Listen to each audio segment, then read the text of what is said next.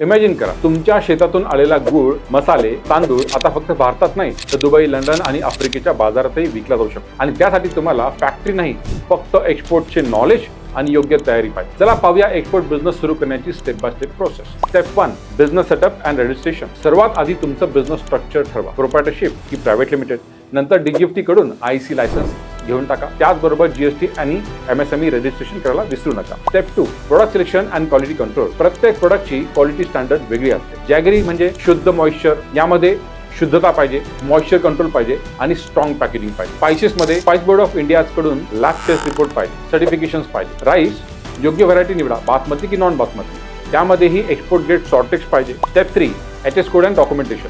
प्रत्येक प्रोडक्टचा HS code असतो. उदाहरणार्थ जॅगरीचा 1701. त्यामुळे सर्व आवश्यक डॉक्युमेंट्स तयार ठेवा. Invoice, packing list, certificate of origin, shipping bill.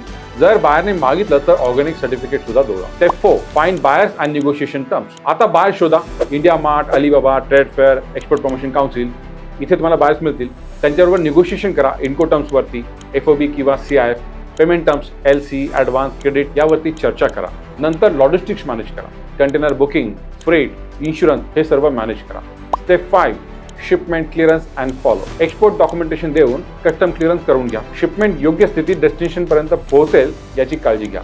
आणि हो, बायर बरोबर ट्रस्ट बिल्ड करा, कारण रिपीट ऑर्डर्स इथूनच येणार आहेत. मित्रांनो, लक्षात ठेवा, एक शिपमेंट पासून सुरुवात होते आणि तिथूनच तुमची ग्लोबल जर्नी सुरू होते. जर तुम्हालाही तुमचं इंडियन प्रोडक्ट जगभर पोहोचवायचं असेल तर कमेंट करा एक्सपोर्ट रेडी आणि आजच सुरू करा तुमची इंटरनॅशनल जर्नी.